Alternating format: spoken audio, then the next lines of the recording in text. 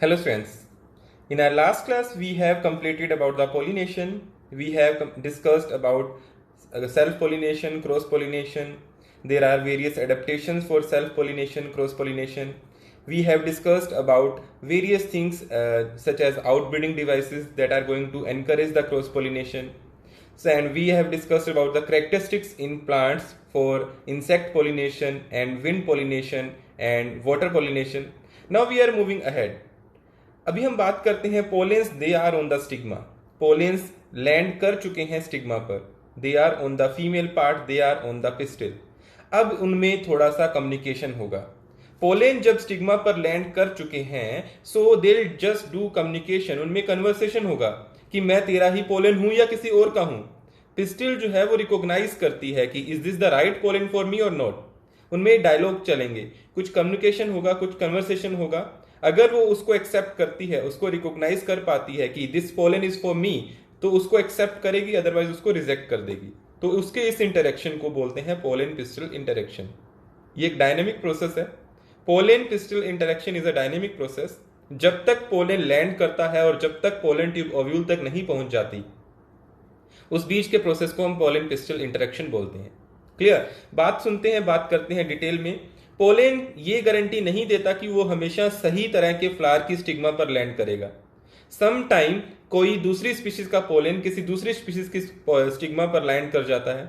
Some time incompatible pollen अपनी ही species की stigma पर लैंड कर जाता है, उसको भी वो एक्सेप्ट नहीं करती है स्टिग्मा.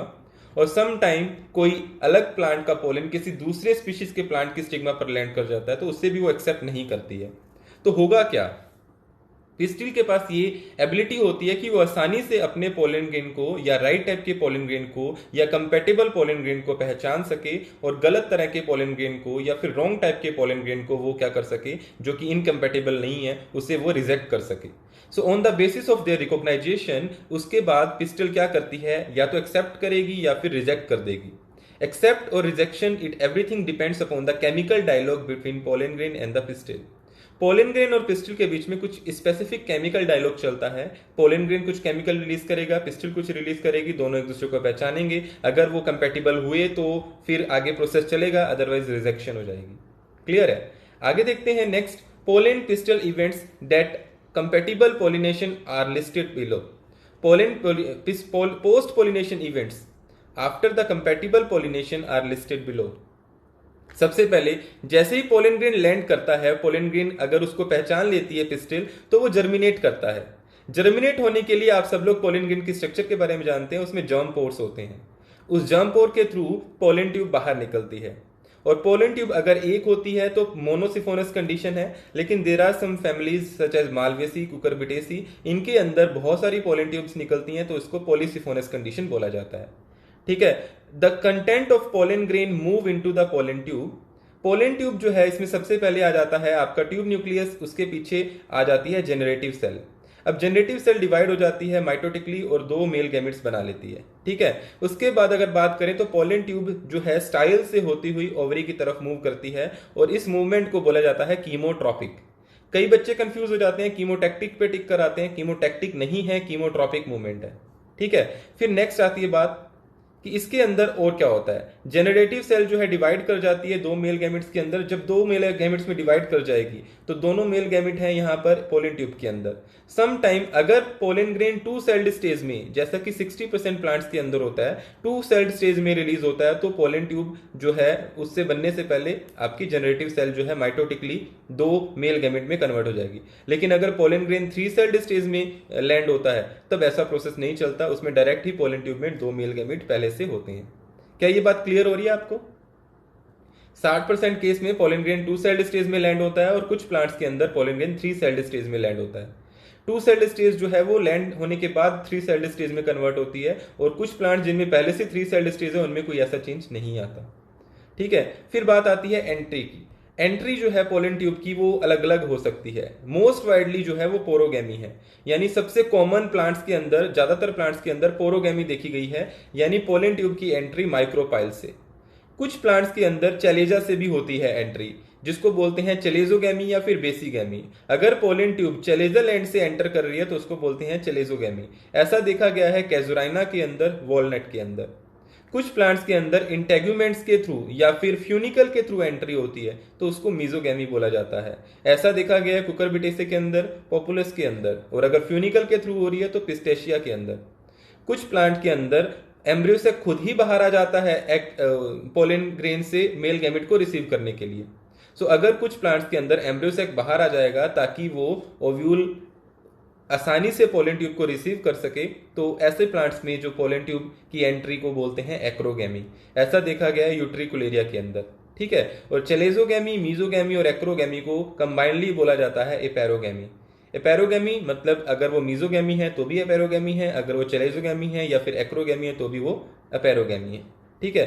पोलन ट्यूब की एंट्री जो है it may be through chalazal and तो chalazogamy, it may be through integuments तो mesogamy, it may be through porogamy, through micropyle. तो ये 3 तरह की एंट्री है। चौथी एंट्री में क्या होता है, एम्ब्रियो से खुद ही बाहर आ जाता है so that it can receive the pollen tube, ठीक है। तो it was all about the entry of pollen tube in the ovule. Is it clear बेटा? नेक्स्ट देखते हैं entry of pollen tube into embryo sac. अब entry हो चुकी है पोलन ट्यूब की ओव्यूल तक, अब एम्ब्रियो सैक में एंटर करना है। तो एम्ब्रियो सैक में एंटर होने के लिए साइनर्जिड्स हेल्प करते हैं, और साइनर्जिड उनमें से एक साइनर्जिड डीजनरेट हो जाता है जो कि माइक्रोपाइलर एंड पे प्रेजेंट होते हैं, और वो उसको केमिकल्स रिलीज करके अट्रैक्टेंट का काम करते हैं। आप सब लोग जानते हैं, बहुत सी स्टडीज कर ली गई हैं कि साइनर्जिड्स में फिंगर लाइक प्रोजेक्शंस पाए जाते हैं जिसको फिलीफॉर्म अपैरेटस बोलते हैं, और उस फिलीफॉर्म अपैरेटस में से कुछ केमिकल्स रिलीज होते हैं जो कि साइनर्जिड्स को ये बताते हैं कि वो हेल्प कर रहा है पोलन ट्यूब को अट्रैक्ट करने के लिए। तो ये गाइड करते हैं chemicals so that pollen tube can enter in the ovule और in the embryo sac, sorry. फिर बात आती है all these events from pollen deposition on the stigma until pollen tube enter in the ovule all together refer to as pollen pistil interaction, and this interaction is the dynamic process. ये एक process है जो dynamic है। Clear? आगे देखते हैं, ये entry हो चुकी है।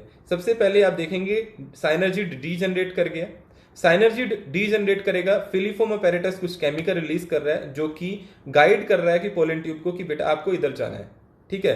पोलन ट्यूब को गाइड करता है, पोलन ट्यूब अंदर जाके बस्ट हो जाती है, उसमें से उसके डिस्चार्ज निकल जाते हैं।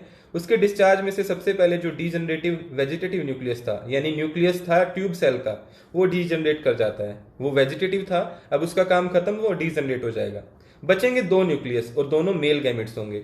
अब उनमें से एक मेल गैमेट सेकेंडरी न्यूक्लियस के पास जाएगा और एक मेल गैमेट एग के पास जाएगा। क्लियर?